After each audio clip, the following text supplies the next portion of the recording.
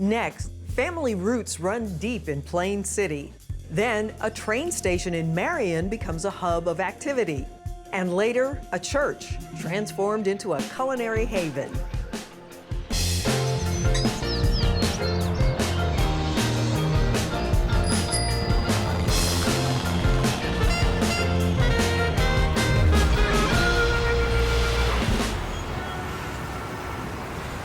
Support for Columbus Neighborhoods is provided by American Electric Power is proud to sponsor WOSU Public Media Columbus Neighborhoods. Working together with our communities, we're committed to powering a bright, boundless future for us all. At Ohio Health, we believe it's important to have a healthy understanding of the world around you. That's why we're proud sponsors of WOSU Public Media and their work to educate, entertain, and inspire the people we serve. Bailey Cavalieri, your relationship with your law firm doesn't need to be complicated, it just needs to be right. And by viewers like you. Thank you.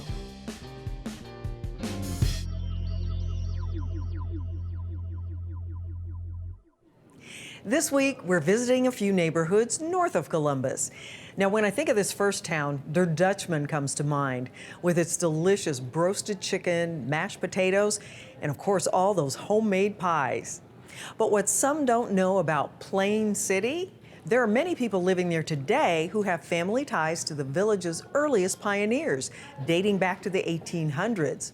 And as urban development from Dublin pushes their way, the longtime residents are trying to maintain that small town feel while also encouraging growth. Before the white men came and settled, there were a number of Indian tribes that lived in this area. They hunted and fished and camped along Big Darby Creek. It was part of the Northwest Territory, part of the Virginia Land Grant. Jonathan Alder, he had been born in New Jersey. His family moved when he was fairly young to the western part of Virginia. One day when he was about 9, he and an older brother went out looking for a horse of theirs that had wandered off, and they encountered some Indians who had come from Ohio. They killed Jonathan's brother, but they decided that they would take him back and adopt him into their tribe. When he was a young man, he decided he wanted to kind of strike out on his own. He built several cabins around Plain City. The last one he built was south of town on what's now Plain City, Georgesville Road. The first settlers from the east who came were in 1796, was a man named Benjamin Springer and his family. They met Alder, they built their cabin near his, and they helped him relearn English. Jonathan Alder, he was the first white settler in Madison County. The Ewing brothers were the first white settlers in what is now Union County. You know, Plain City is divided by the county line, and on the south side of town you're in Madison County, and on the north side of town you're in Union County. It wasn't until 1818 that Isaac Bigelow came, and he had originally intended just to farm land around here. But he saw that there was a good deal of traffic on the Chillicothe Road and then also on what is now Main Street, which was called the Post Road, because it was the road that the mail carriers took from Worthington to Urbana. And so he laid out a town which he called Westminster. It was called Westminster for about 5 years. In 1823, it became Pleasant Valley. There was at least one other Pleasant Valley in Ohio. So in 1871, the name was changed to Plain City. And a lot of people think that the Plain has to do with the Plain people because we had a large Amish community here. Actually, it's because of the Darby Plains. There were 5 Amish families who came from Holmes County in 1895. By the 50s, we would have had at least 100 families of old order Amish. The Amish, for the most part, all lived outside of town, and they, along with the farmers, would come into town on Friday night and Saturday to buy the things that they couldn't make at home. We had 3 or 4 big grain elevators in Plain City at that time, and of course all the farmers brought their grain in here for sale. In 1900, there would have been probably 1,000, 1,200 people. It was a major shipping area for livestock, farm produce, eggs, things like that. We had half a dozen grocery stores, dry goods stores and restaurants and things, movie theater. We have the hardware store that was on the corner across from the old Farmers National Bank, where the town clock sits on top. That town clock was given to the people of the village by a fellow by the name of Sammy Taylor, and it was dedicated in November of 1902. And that clock is still here, it still functions. It kind of became the symbol of Plain City. Most of the buildings in the downtown area were built around mid-1800s up to the early 1900s, and most of the buildings that were built during that period of time are still here. In June of 1912, there was a terrible storm that went through here. Most of the buildings in the downtown area were 3-story buildings at that time. When the storm came through, it took the top off almost all of the buildings, particularly on the north side of Main Street. One of the things that characterizes Plain City is that it has always been very much tied to agriculture. I think even those of us who aren't farm kids, who grew up in town, you were attuned to the rhythms of farm life. Is it too wet? Is it too hot? Is it too dry? At one time we had a canning factory here in town. This was back in the late 30s, early 40s, where they canned vegetables. Nearly everybody that had a little patch of ground that could plant some tomato plants would raise tomatoes and haul them to the canning factory and sell them. The same way most of the farmers raised sweet corn, and that would go to the canning factory.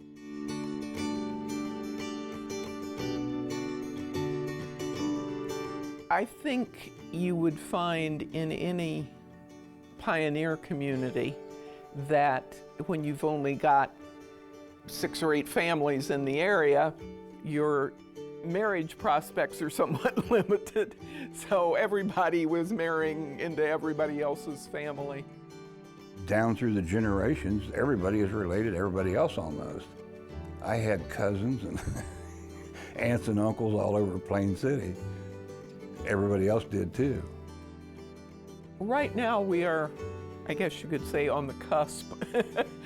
We want to keep this small town feeling that we all grew up with, but we recognize that there are going to be a lot of changes.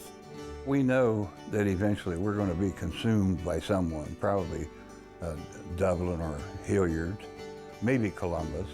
We don't mind growth, but we want controlled growth. That's our biggest fear, that it's going to just go wild like Dublin and Hilliard did. The fact that so many of us after high school and college went away, but then we've come back, I think that's because we had that feeling of there's a real tie here to the area, to the families. Of course, I still feel related to almost everybody in town too.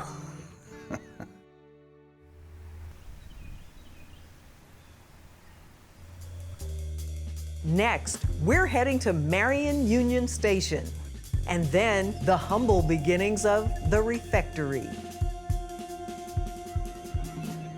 About an hour northeast of Plain City is Marion, Ohio, probably best known for being the residence of President Warren G. Harding before he became our 29th president. Over 600,000 people came to visit the Harding home in Marion for his famous Front Porch campaign in 1920. And if they came by train, they passed through Marion Union Station. Architectural historian Jeff Darby went to visit this historic train station, which is still standing today. Marion is the seat of Marion County in north central Ohio and was the home of Warren G. Harding, our 29th president. And his home, from when he was a resident in Marion, ran the newspaper here, has been preserved, and he is also memorialized in the Harding Memorial, his gravesite, which is on the edge of town, at the south end of town. Marion was a major railroad hub, and still is, historically, and quite a bit of activity there, and a local group has preserved Old Union Station. The last train through it was in 1971, although plenty of freight trains still go by. So we will be visiting that and talking about the preservation of that, and also an ancillary structure called AC Tower, which we will explain once we get to Marion Union Station.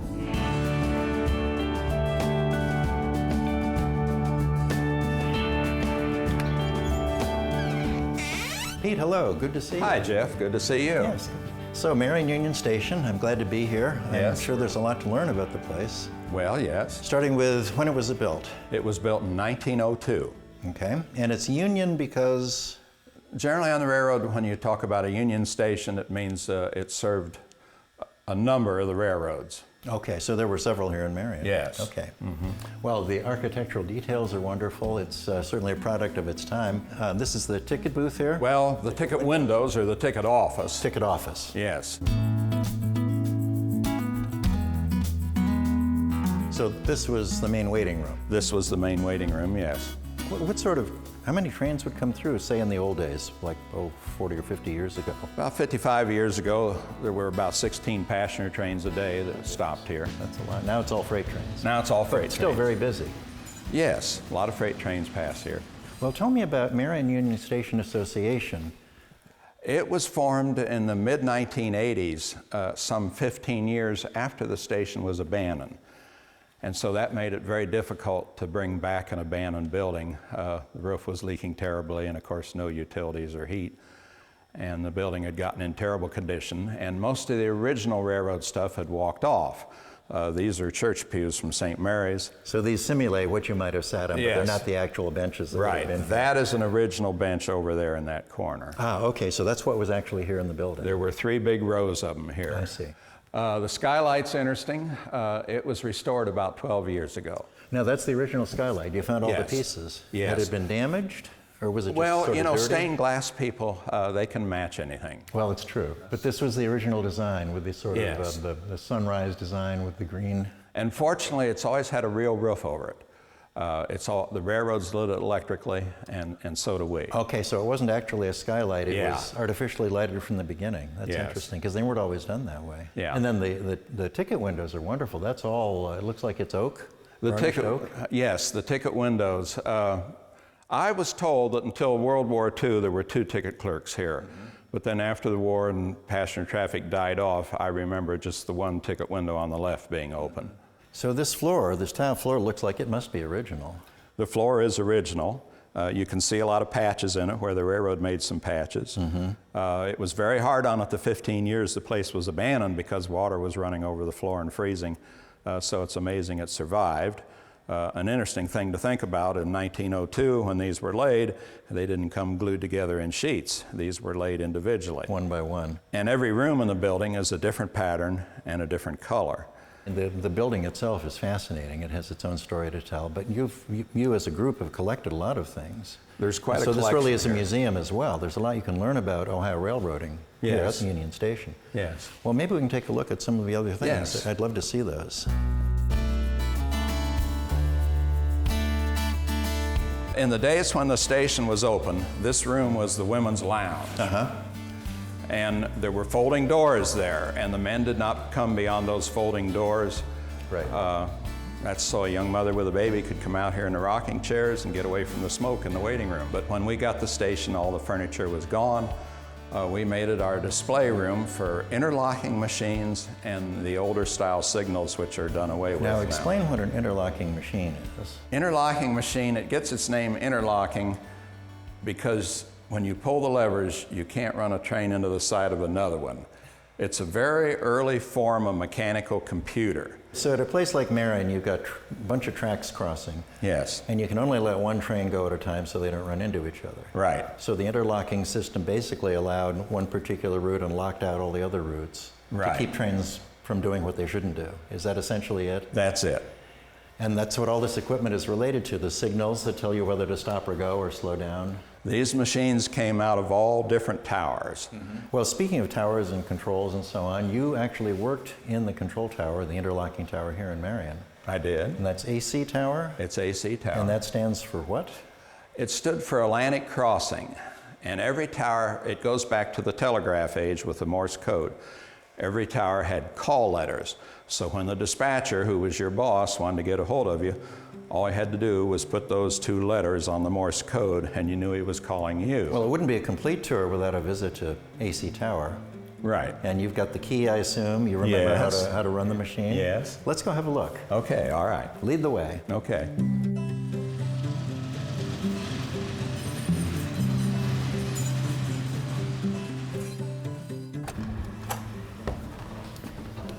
Oh my, look at this. This is exactly how it was set up when it was in use. It's remarkable it survived intact like this. But of course it was in operation until the day it was ready to move, I assume. Not quite.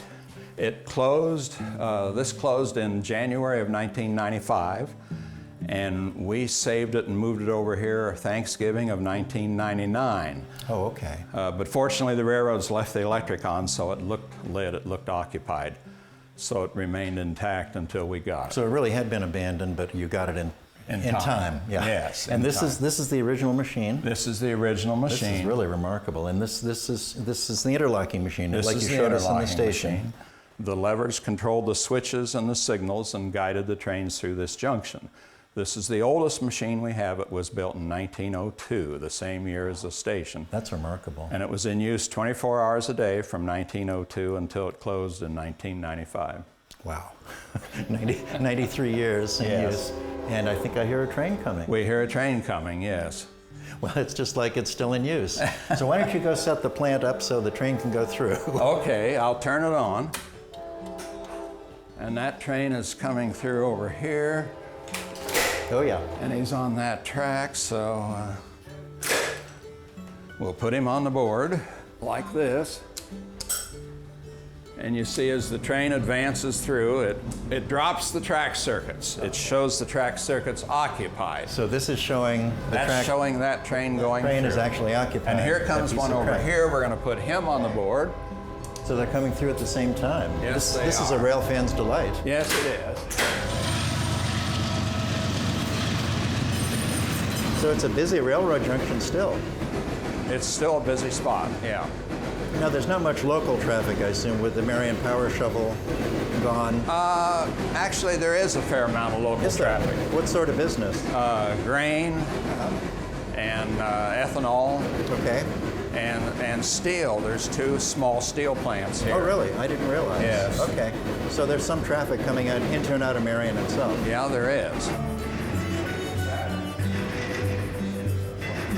Well, that really was a treat to have 2 trains going by at the same time, seeing how they run across the board. And now people can visit both the station and the tower, right? Right. When you're open. But people are welcome on the grounds even if you're not open. Oh, right. Stay back from the track, stay behind the fence, Right. stay safe. Right. Know what you're doing. Yes. Okay, well, it's been such a great visit. Thanks so much for Well, thank you for showing coming. me. This is for Yeah. a rail fan like me. This is a little bit of heaven.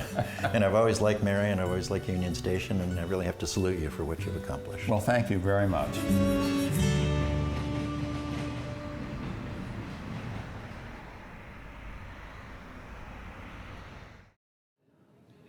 We're heading back towards Columbus now to visit the Refectory on Bethel Road, which was once a beloved community church. Javier had a chance to sit down with owner Kamal Bulos to find out more about the building's architecture and history.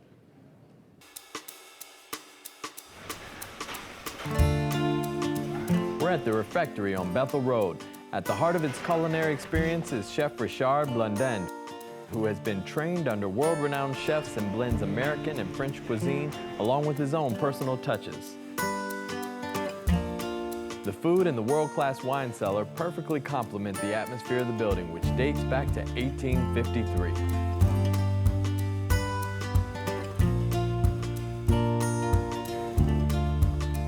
Today I'm meeting with owner and CEO Kamal Bulos to find out more about its unique history.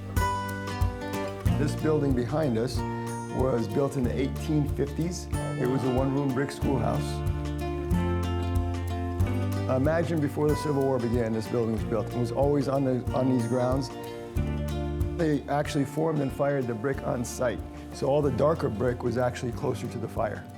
And when this was opened as a restaurant, this was the entire restaurant. A lot of history, for sure. And then the other wing of the building was the sanctuary of a Methodist church. But the railroad went in the 1870s.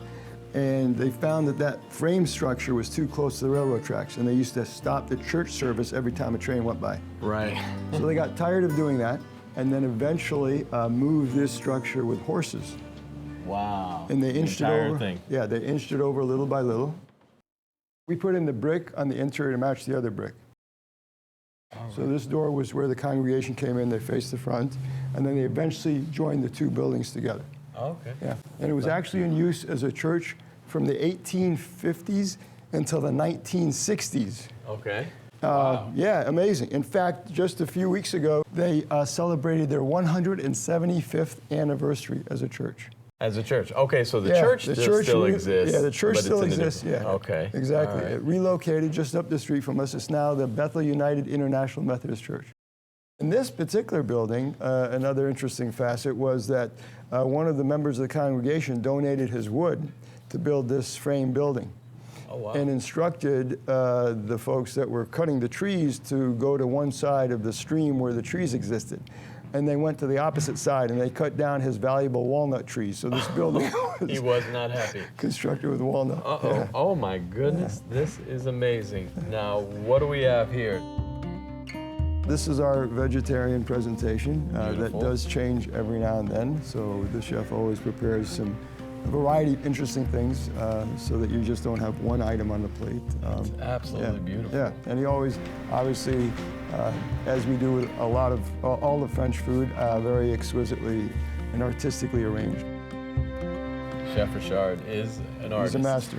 Yeah, yeah. And what are you going to Well, this is a rack of lamb that has a number of interesting components on the plate, including this sort of like squidding tuile.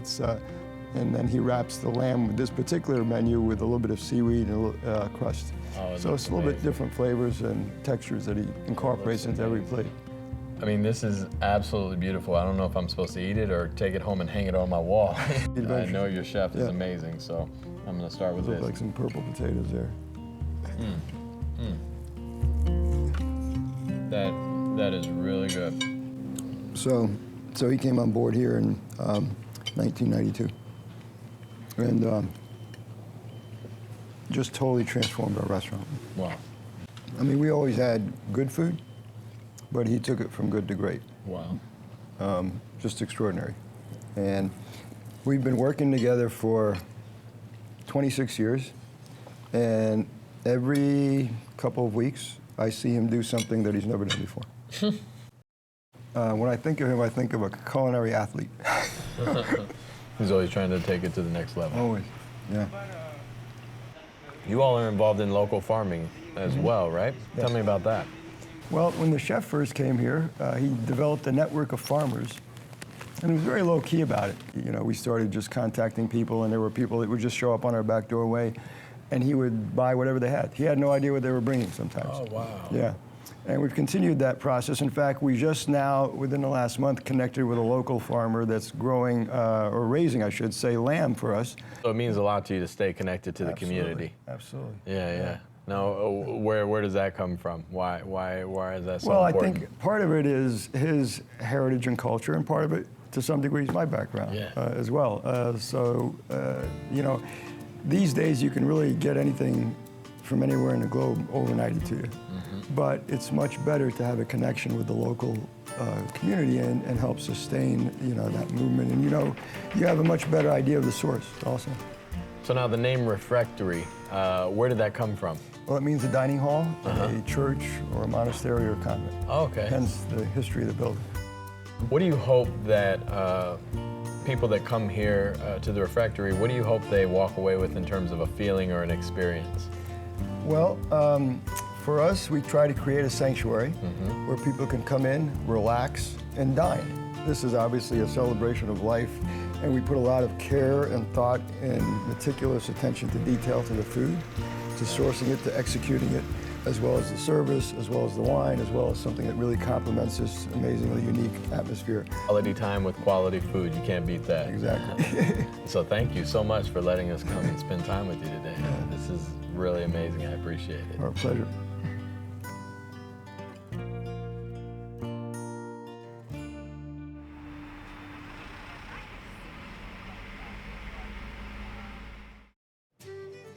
Thanks for being with us. And remember, you can catch all our episodes on columbusneighborhoods.org. Plus, see our stories on the WOSU mobile app, and you can follow us on Facebook, Twitter, and Instagram. We'll see you back here next week on Columbus Neighborhoods.